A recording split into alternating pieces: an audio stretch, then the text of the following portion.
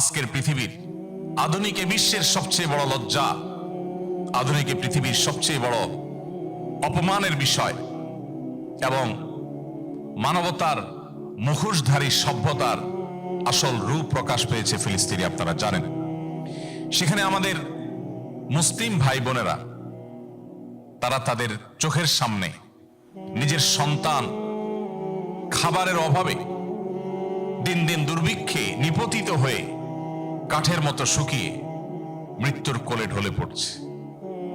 পৃথিবীর কোনো মা বাবার সামনে তার সন্তানকে হত্যা করা, কোন অস্ত্র দিয়ে তাকে শেষ করে দেওয়া, এটা এতটা কষ্টের নয় যতটা কষ্টের একজন মায়ের সামনে, একজন বাবার সামনে সন্তান অনাহারে, ক্ষুধায়, তৃষ্ণায় শুকিয়ে কাঠ হয়ে মৃত্যুবরণ করার মধ্যে। প্রিয় ভাইয়েরা আমার, আজকের পৃথিবীতে যা হচ্ছে, মানব ইতিহাসে বহু বর্বরতা ইতিপূর্বে হয়েছে। সেই রোমের কলোসিয়াম থেকে নিয়ে মানব ইতিহাসে অনেক বর্বর ঘটনা ঘটেছে, আমরা জানি। কিন্তু আজকের পৃথিবীতে যেটি হচ্ছে, ফিলিস্তিনের মাটিতে গাজায় যেটি হচ্ছে, এটি মানব সভ্যতার এক বিরল ঘটনা। ইতিপূর্বে মানব সভ্যতা এত নিকৃষ্টতম অমানবিক আচরণ, এত মর্মান্তিক পশুসুলভ আচরণ পৃথিবীতে ইতিপূর্বে কেউ কখনো দেখেনি। গোটা পৃথিবীর মানুষ যেন স্টেডিয়ামে বসে আছে, আর স্টেডিয়ামের ঠিক মধ্যখানে ছোট্ট একটি ভূখণ্ডে যেন কিছু মানুষকে তিলে তিলে শেষ করা হচ্ছে। যে মানুষগুলো খাবার নয়, গুলিকে ওয়েলকাম করার জন্য অপেক্ষা করছে। যে মানুষগুলো খাবার নয়, তারা যেন মরতে চাইছে, কারণ ক্ষুধার কষ্ট থেকে তারা মুক্তি চাচ্ছে। সমাজ ভাইয়ের আমার, আজকের পৃথিবী মানবতার অনেক লম্বা লম্বা সবক আমাদেরকে শোনায়। আজকের এই পৃথিবী মানবাধিকারের অনেক বড় বড় স্লোগান আমাদেরকে শোনায়। কিন্তু আমরা দেখতে পাই যে গোটা বিশ্বের মানুষের বাসায় খাবার নষ্ট হচ্ছে, উপচে পড়ছে, অথচ ছোট্ট একটি জায়গা, ছোট্ট একটা শহর, সেখানে মানুষ না খেয়ে কঙ্কাল হয়ে হয়ে শুধুমাত্র মৃত্যুর প্রহর গুনছে। গোটা বিশ্বের মানুষ তাদেরকে খাবার দেওয়ার জন্য প্রস্তুত। মানুষের একজন আসামি, একজন অপরাধী মানুষ হলেও কেউ, তারও মৃত্যুদণ্ড কার্যকর করা হলেও তার আগ মুহূর্তেও তাকে খাবারের সুযোগটা দেওয়া হয়। কিন্তু দিনকে দিন, মাসকে মাস, বছরকে বছর এই শহরের মানুষকে, গাজা শহরের মানুষগুলোকে না খেয়ে মৃত্যুর মুখে ঠেলে দেওয়া হচ্ছে এবং গোটা পৃথিবীর মানুষ নির্বিকার চেয়ে চেয়ে দেখছে।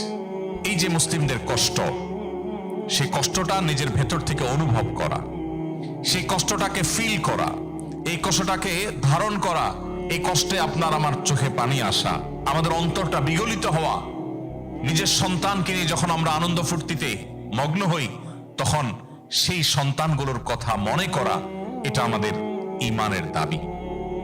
সম্মানিত ভাইরা, সেই দাবি আমাদেরকে আদায় করতে হবে এবং সেই দাবি আদায়ের জন্য সবার আগে আমাদের মধ্যে ঈমানে জাগরণ তৈরি করতে হবে। ঈমানে জাগরণ না থাকার ফলে আজকে আমাদের অনুভূতিগুলো মরে গেছে, আমাদের অভিব্যক্তিগুলো শেষ হয়ে গেছে, আমাদের উপলব্ধি করবার ক্ষমতা আমরা হারিয়ে ফেলেছি। আমরা খেয়ে পড়ে অন্য 10টা পশু বা অন্য 10টা প্রাণী কিংবা ভিন ধর্মী কোনো মানুষ যেভাবে দিনাতিপাত করছে, ঠিক একইভাবে আমরাও স্বাভাবিক দিন যাপন করছি। সমাজ উপস্থিতি, আজ এই মাজলুম মানুষগুলোর জন্য আমাদের দায়িত্বশীল ভূমিকা রাখবার প্রয়োজন আছে। আমরা দেখি অস্ট্রেলিয়া, ইউকে এবং ইউরোপের অনেকগুলো দেশ আজ দেরিতে হলেও, মৌখিক হলেও ফিলিস্তিন রাষ্ট্রকে তারা স্বীকৃতি দিয়েছে। আজকে অনেক দেশে হাজার হাজার লাখ লাখ মানুষ তারা প্রতিবাদে ক্ষোভে ফুটে পড়েছে।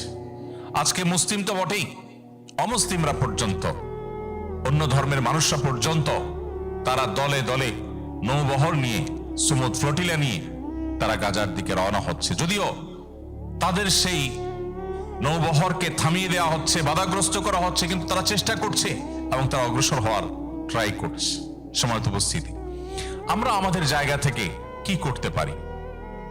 একজন মুসলিম হিসাবে সবচেয়ে বড় করণীয় হলো যে একজন মুসলিম হিসাবে আমি এই কষ্টটা অনুভব করব, আমরা কজন মানুষ আছি যে আমার সন্তানকে নিয়ে যখন আমি মজাদার সুস্বাদু খাবার খেতে বসি তখন ফিলিস্তিনের বাচ্চাগুলোর কথা মনে পড়ে?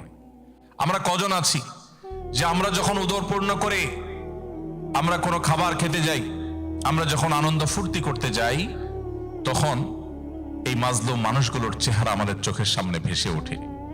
আমরা কজন মানুষ আছি যে মানুষগুলো তাদের প্রতি যারা জুলুম করছে, নির্যাতন করছে, নিষ্পেষণ করছে, অন্তত তাদের প্রতি প্রতিবাদ জানিয়ে তাদের তৈরি করা পণ্যগুলো যেগুলো বর্জন করবার সুযোগ আমার আছে, স্বাধীনতা আমার আছে, আমি কি কিনবো আমার টাকা দিয়ে, কি কিনবো না সে স্বাধীনতা আমার। পৃথিবীর কোন দেশ, কোন সরকার, পৃথিবীর কোন সভ্যতা আমাকে বাধ্য করে না যে তোমার টাকা দিয়ে এটা কিনতেই হবে।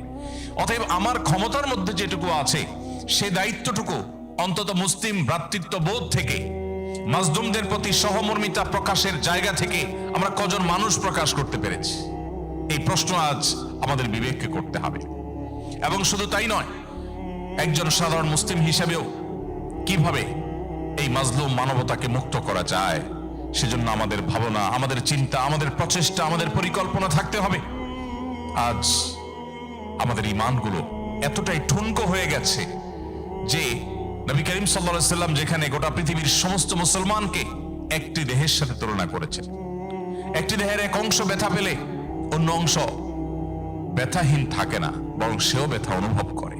ঠিক একইভাবে গোটা বিশ্বের সমস্ত মুসলমানরা আমরা একের কষ্টে অন্যজন কষ্ট অনুভব করার কথা। আল্লাহ রাব্বুল আলামিন আমাদেরকে সেরকম ঈমানি অনুভূতি, আমাদের মধ্যে সেরকম মুসলিম ভ্রাতৃত্ববোধ, আমাদের মধ্যে সেরকম সৌহার্দ্য এবং সম্প্রীতি বোধ, আমাদের মধ্যে পরস্পরের কষ্টকে অনুভব করার মতো ঈমানের শক্তি আমাদের সবাইকে আল্লাহ তাআলা দান করুন।